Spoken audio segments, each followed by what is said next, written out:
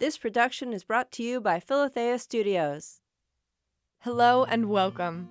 You are about to listen to a short narrative selected from Restoration, a publication of the Madonna House Apostolate.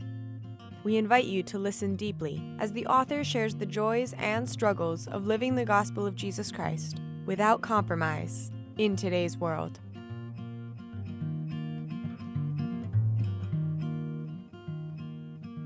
The Joys of Letting Go by Father David May. Hey there! Is everything under control? That was my greeting to one of our guests on Friday morning as he brought in the leftover milk and bread from the morning's tea break in St. Goupil's basement, our all-purpose workshop. Yes, I'm trying. Well, that's all a man can do. Come to think of it, that's the problem, isn't it? It can be. It's a problem for a lot of us. We just can't let go. Lots of fun. I wouldn't exactly call it fun. Having life under control is a big goal for a lot of people.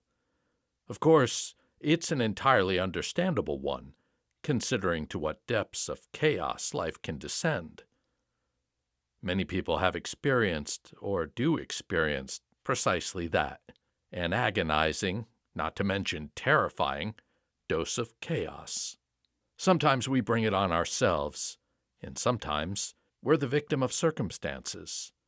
But once you've experienced it, law, order, peace, and tranquility all climb higher on life's scale as something to be desired and striven for. This is perfectly understandable. But spiritually, it's disastrous. And why is that? Because so very often my idea of law, order, peace, and tranquility means that I am absolutely at the center of the universe. It's the law, according to me. It's order, according to my idea. It's peace, according to what I define as the most harmonious arrangement of the furniture. It's tranquility, according to how I feel things are going, with sometimes an incredible insensitivity to the stifling effect on others.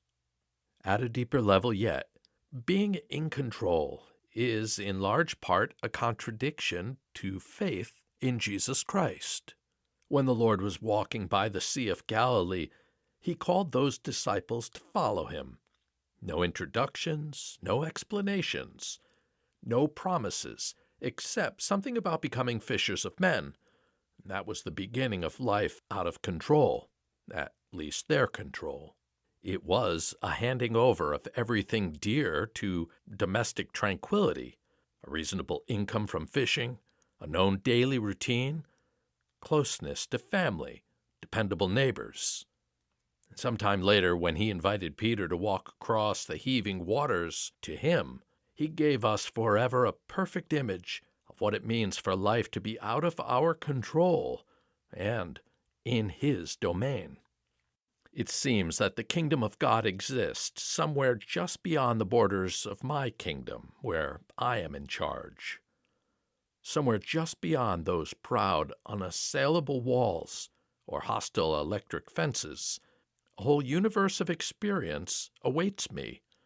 His law, his order, his peace, his tranquility. Necessary as it is, many of us absolutely loathe the journey it takes to get there. However, what are a little loathing and revulsion, and a pinch of fear and trembling, compared to the blessing that awaits us? Whenever gray November comes round, I often think back to that November 38 years ago when I found myself quitting university, leaving job, family, friends behind, and heading north to a monastery in Massachusetts. Upon arrival, I found out I couldn't stay there for any length of time, but Father Mark, who only died this year, and Joyce Thomasmeyer, a former Madonna House staff member running a house of prayer nearby, told me about Madonna House. Within a week I was in Canada and at Madonna House. Life as I knew it had taken a completely unexpected turn. This experience has served as a template for me in dealing with the subsequent unexpected twists and turns involved in following Jesus Christ. It has served me well because it contains a number of basic principles. 1. Refer all major decisions in life to Jesus Christ in prayer. 2. Expect some anguish while you wait. 3. Be prepared to let go of whatever or whoever you are holding tightly onto. This may include requiring the people in my life to be a certain way, the way I want them to be. 4.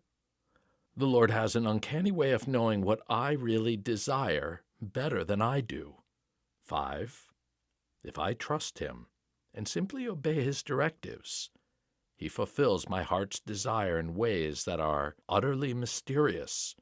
And 6.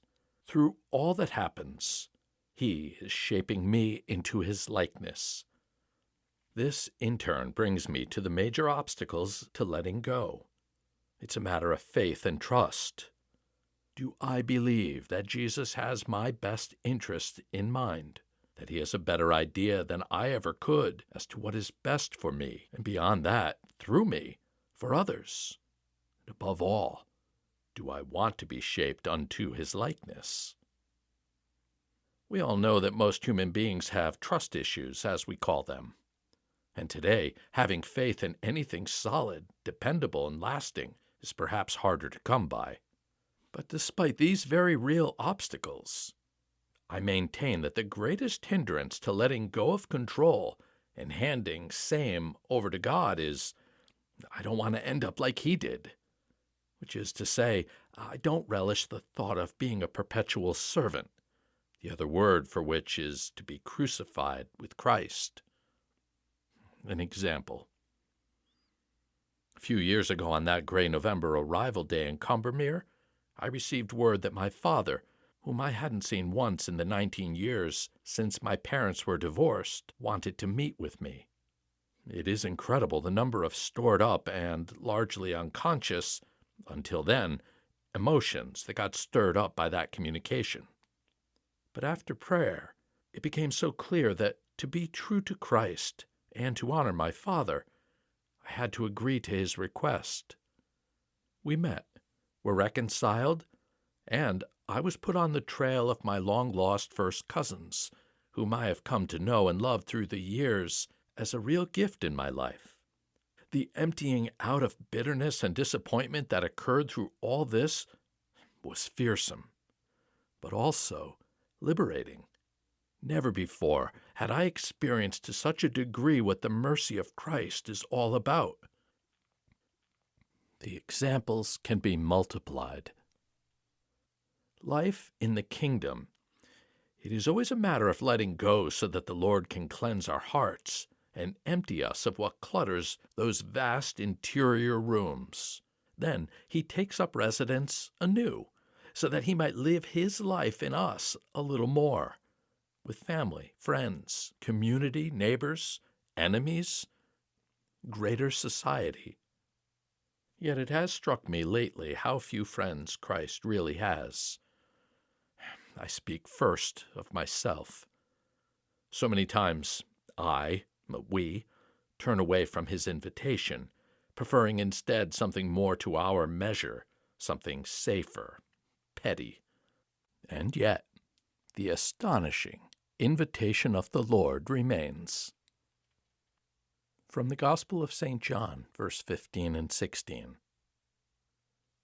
I call you friends, because I have revealed to you everything I have learned from my Father.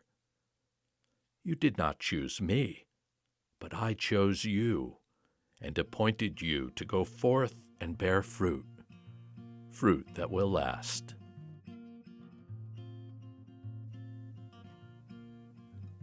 Dear friend, thank you for listening. Rest assured of the prayers of the Madonna House community for you, our listener. May God bless you and keep you. May God shine His face upon you. And may God give you His peace.